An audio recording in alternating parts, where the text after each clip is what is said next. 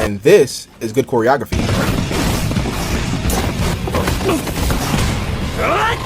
The two get mixed together. What's up, everyone? I all hope you're having a blessed day. I got another banger video for you today, and this is about the anime medium as a whole. In recent years, the whole idea of animation has really become a hot topic, where we got over animation in the likes of One Piece to the amazing choreography potential of JJK as well as Solo Leveling. But what really is the difference, as I feel that these terms are easily interchanged and misused? Whether it's good animation or is it just good choreography? Let's explore that in today's video. And this is good choreography. The two get mixed together as one because oftentimes either one can overshadow the other, making it feel like one entity. But there are key distinctions that make these two so obviously different, you're gonna realize you've been watching these all wrong. Well, maybe not all wrong, because this is exactly what some animators want you to think. With extreme budgets and long hours for animation, you can only imagine the stress and difficulty it takes to produce a masterclass fight like this.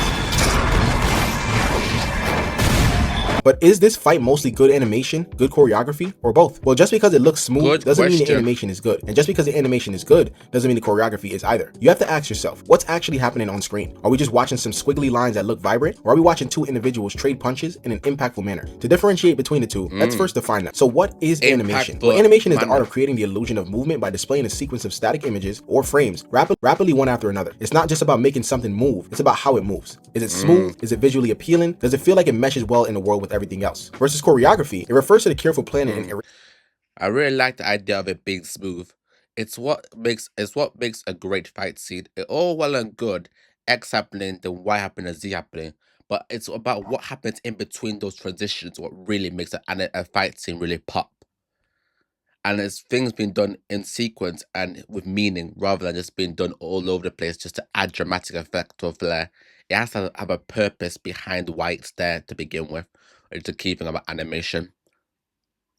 Of movements, particularly in fight scenes, to create visually engaging and dynamic sequences. So in simple terms, choreography is the design of movement with purpose. It's not just about two characters clashing, but more about tactics, emotion, and the story behind it. It answers the question, why are they moving this way? What are they trying to achieve? And how does each action change the outcome? Think of animation as a style and choreography as a substance. One without the other is just another element, but when used in tandem, can create visual art. So now that we know the differences, let's put them under the microscope. This scene broke the internet when it aired, and visually, it's insane. The flames, the threads, this slow-mo leap while the music swells is basically peak anime cinema. But let's pause and ask, what are we actually looking at? The animation is top tier, the camera is dynamic, the effects are dazzling, and the transitions are seamless. But strip away the flashiness and the polished design and really understand what Tanjiro is doing. He's not.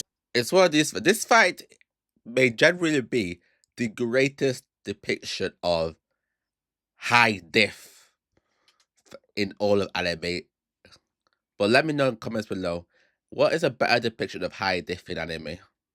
Slicing wildly, he's adapting, timing his breathing, syncing his movements with Nezuko and Tengen to pull off combos they've never done before. Choreography is telling a story about desperation, teamwork, and most importantly, survival. The animation makes you feel it, but the choreography makes you understand it. And if this scene was all flash and no meaning, just Tanjiro doing flips for no reason and swinging his sword senselessly, it wouldn't have hit the same. But because the motion matters, and every move pushes the fight forward, it executes emotionally and technically. With animation recently, there's been an influx of studios who produce at a high quality to keep up with the demand and compete with the top titles in the space. It used to be that only the best shows had the highest production, but now even comedy isekai got top tier animation. And for many popular shows, you tend to see the more generic copy and paste style that fits your typical anime, until you're met with something like Demon Slayer, Dandadan, or even Blue Lock. Each of these displays a different style of animation that's unique to only their respective anime. And I know Blue Lock may be a bit of a head scratcher since the last season had extremely questionable slideshows, but they still cook when they need to. Towards the end of the season, they made up for the issues going on with the production team, but not just with the animation, the choreography as well. Many people categorize this as just really good animation, but these scenes are more than just visual dopamine hits. They make you feel something in a way that animation can't do alone. The final two episodes with Blue Lock, they really decided just to blow the budget with the Atoshi brothers showdown. It was just so hype. If only the entire season was like that, it would have been one of the greatest season 2s of all time. But one can only dream. Textbook definitions of choreography. Rin losing his mind and going at it with his brother. Their movements mimic that of their past self. as well as who they were trying to become. Every time Rin moved, it wasn't just to win, it was to rewrite the old narrative of just being the little brother. He wasn't chasing the goal, he was chasing dominance. And the way his body moved with such sharpness, precision, and anger reflected that. And then you have Isagi, who starts mirroring these movements as well. Not because he wants to follow Rin, but because he wants to consume him. And this is exactly the kind of layered choreography people miss when they're just focused on the flashy animation. The animation sells the flash with Isagi and his adaptive final goal, but the choreography shows the calculations of every step, every decoy, and every doubt in his mind, leading him to this exact moment. So can you imagine if you decided to stop watching because of the style of this season? You would have missed out on the best adaptation of a sport in the last 5 years. And I mean, animation styles can be the difference maker for whether or not someone sticks around for the show. I mean, you can have the best story, set of characters, and power system, but if it's not visually appealing, nobody cares. Titles like T-Bait and Tower of God are excellent examples. Each of these manga will have some of the best stories, even better than its more popular counterparts like Solo Leveling, but the animation is just piss poor. But Solo Leveling has executed the animation choreography combo flawlessly from its initial release. The story does not matter because it feeds that one thing the vast majority can appreciate: eye candy. I mean, just look at these visuals. It's near impossible to think that something like this would not be popular, regardless of how much better the writing is. With that, it raises the question: can an anime have horrible animation but still have great choreography? Well, yes. In fact, the biggest titles are guilty of this exact formula: Naruto, One Punch Man, Berserk, and even Dragon Ball Super. With Naruto, there are certain fights that have amazing sequences, like his fight versus Pain. They use creative movements, impact frames to capture the severity of the situation.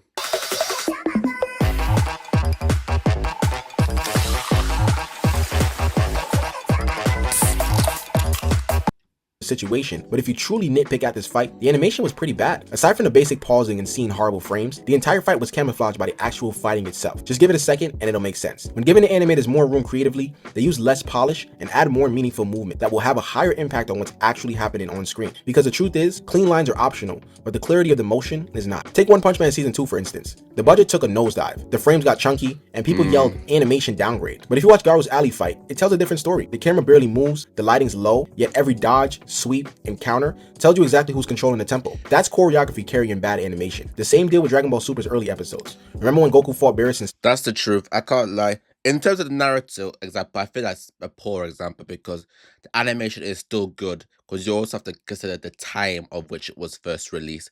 This is like pre-2010. Even like maybe even this fight might be 2007. So you have to really consider the time in which it was released. And the way it's drawn is to always highlight how fast they are really moving. So it's almost intentionally done whenever they're going like wonky designs. It's intentionally designed as an added level of animation to show the dynamic effect of them moving at of a high octave fight, and that's just the way they went through it. But in terms of animation with choreography, choreography is 100% the more important one. Good choreography can carry lack of, because I won't even say it's bad animation, it's more of lack of animation than good animation can carry a bad choreography. That's my personal opinion. All the fights in Naruto, even SAO, were always better than every fight in Dragon Ball Z, which looks like what we'll discuss next. base. The characters were wobbly, but the timing of each ki blast volley still sells Beerus' test in Goku, forcing him to stretch further and further. Going from the movie to this was brutal, but understandable from a budget standpoint. There really is no point in spending money on something twice when you can get the same message across. And then there's 2016 Berserk. CGI nightmares aside, look at Guts' footwork in these scenes. The sword arcs are deliberately huge so you can feel the weight. The camera cuts wide so you can read the spacing. Ugly frames, but the choreography respects the characters fighting. So the scene works well if you squint past the PlayStation 2 textures. So when dissecting the differences with animation and choreography, there are a few key takeaways. Read the intent behind it and not just the pixels. If you can follow and see the goal behind every movement, then chances are choreography is winning. And if it's much simpler but beautiful with unimpactful movement, then animation is winning. So the next time you're watching a fight scene and your thought is, this looks insane, pause.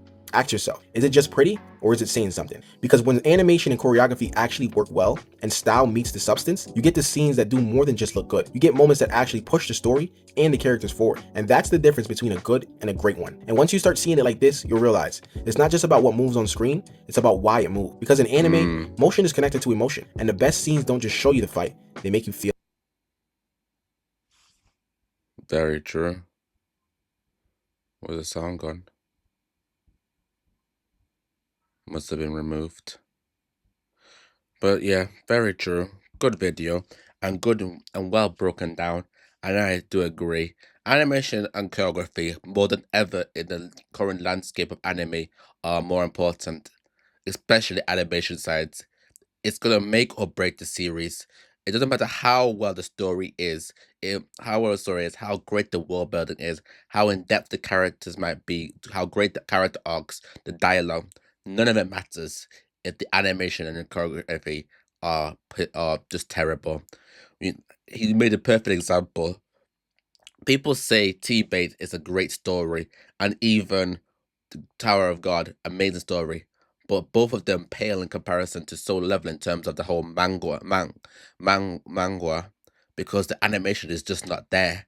And then you have the example of something like Mushoku Tensei, brilliant animation with credit with a more questionable character, but this one does more purely because the animation is breathtaking. Blue Lock season 2, once again, a massive drop off. People have dropped this season 2 and are strictly manga readers. One Punch Man used season 1 done by Madhouse, amazing. Season 2 to now season 3 looks like it's getting worse and worse. People are tuning out.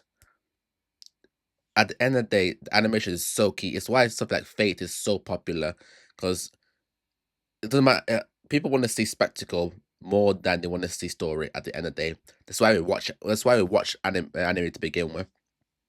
But that's just my personal opinion. Because at the end of the day, you can like whatever you like. Some things mean me more to you as an anime watcher than other things, and everyone's entitled to their own opinion. But I'd like to hear from you. What do you guys think is more important, animation or choreography? And which anime do you think is underrated in this department? But that's the video for today. Like, comment, and subscribe, and until next time, ciao.